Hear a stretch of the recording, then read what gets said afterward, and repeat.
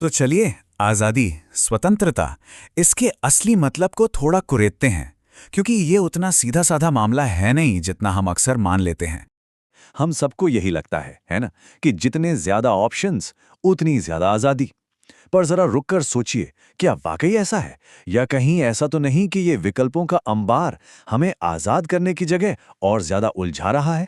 तो इस उलझन की जड़ तक पहुंचने के लिए एक बहुत ही दिलचस्प कॉन्सेप्ट को समझते हैं। इसे कहते हैं अधिक का विरोधाभास।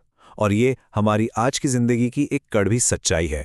एक साइकोलॉजिस्ट हैं, बैरी श्वार्ट्ज, वो इसे कहते हैं पसंद का विरोधाभास। अब इसे ऐसे समझिए, आप किसी रेस्टोरेंट में गए और मेन्यू में 100 से ज्यादा डिशेस हैं। अब आजाद महसूस करने के बजाय कैसा लगेगा? कंफ्यूजन है ना? बस यही है वो असर। ज्यादा विकल्प होना अक्सर हमें ज्यादा चिंता और कम खुशी की तरफ ले जाता है। और यहीं पर सारा खेल उलझ जाता है। देखिए, एक तरफ तो हमें लगता है कि ज्यादा ऑप्शंस होंगे तो लाइफ पर ज्यादा कंट्रोल होगा। लेकिन दूसरी ही तरफ इसी चॉइस की भीड़ से हम भागकर एक सिंपल, आसान जिंदगी भी चाहते हैं। ये हमारे दौर का सबसे बड़ा विरोधाभास है। वैसे ये सिर्फ हमारी जनरेशन की प्रॉब्लम नहीं है। सदियों से बड़े बड़े फिलोसोफर्स भी आज़ादी की इसी पहेली से जूझते आए हैं। तो चलिए अब जरा फिलॉसफी की दुनिया में गोता लगाते हैं।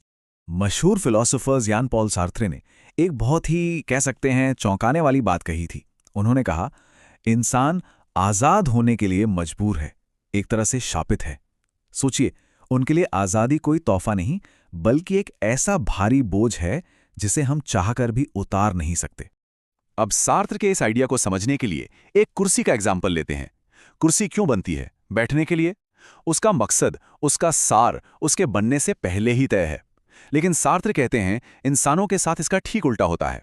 हम पहले दुनिया में आते हैं, अस्तित्व में आते हैं, और फिर अपने फैसलों से, अपने कामों से अपना सार या अपना मतलब खुद गढ़ते हैं। हमारा कोई बना बनाया ब्लूप्रिंट नहीं होता। और यही बात कि हमारे पास कोई मैनुअल नहीं है, कोई नक्शा नहीं है, अपना रास्ता खुद बनाने की ये जो पूरी जिम्मेदारी है, यही एक गहरी बेचैनी को जन्म देती है, जिसे सार्थक पीड़ा कहते हैं। ये एहसास कि हम जो कुछ भी बनेंगे उसकी पूरी जिम्मेदारी सिर्फ और सिर्फ हमारी है, ये एक बहुत भारी बोझ है।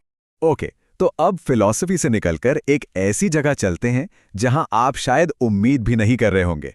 क्वांटम फिजिक्स की दुनिया। हाँ, सुनने में थोड़ा अजीब लग रहा होगा, पर यकीन मानिए, ये हमें आजादी को एक बिल्कुल नए, एक अनोखे एंगल से देखने में मदद करेगा। तो देखिए, क्वांटम फिजिक्स में एक कमाल का कॉन्सेप्ट है सुपरपोजिशन। इसका मतलब है कि कोई कण एक ही वक्त पर कई अलग अलग स्टेट्स में हो सकता है। अब जरा सोचिए कि हमारा दिमाग भी कोई फैसला लेने से ठीक पहले ऐसा ही नहीं होता। एक धुंधली सी अवस्था जहां सारे के सारे ऑप्शंस, सारी संभावनाएं एक साथ मौजूद होती हैं। तो इस पूरी प्रोसेस को हम 3 स्टेप्स में देख सकते हैं। Step 1, superposition. हमारा दिमाग संभावनाओं की एक लहर जैसा है जहां सब कुछ मुमकिन है। Step 2, decision. ये वो पल है जब हम किसी एक रास्ते को चुनते हैं। और स्टेप 3, कोलैप्स। जैसे ही हम चुनते हैं, वो संभावनाओं की लहर ढह जाती है और सिर्फ एक ठोस हकीकत बच जाती है। तो अब वक्त आ गया है इन दोनों अलग अलग धागों को एक साथ बुनने का। एक तरफ है सार्त्र की फिलॉसफी और दूसरी तरफ क्वांटम साइंस। देखते हैं ये मिलकर क्या तस्वीर बनाते हैं। तो सार्त्र जिस अस्तित्ववादी बोझ की बात कर रहे थे, वो जो एहसास है कि हमारी कोई तय परिभाषा नहीं है, वो असल में क्वांटम सुपरपोजिशन में होने का ही एहसास है। सार्त्र की वो पीड़ा असल में उस अनंत संभावना को महसूस करने का बोझ है, ये जानने का बोझ कि हम कुछ भी हो सकते हैं, कुछ भी बन सकते हैं। और बस यही इस पूरी बात का निचोड़ है। परिभाषा एक जेल है और अनिश्चितता ही आज़ादी है। जिस पल हम खुद पर कोई लेबल लगा देते हैं, हम खुद को एक पिंजरे में कैद कर लेते हैं। असली मुक्ति तो उस अनिश्चितता में है। तो इस नज़रिए से देखें तो हमारा मैं या स्व कोई एक ठोस चीज़ नहीं है।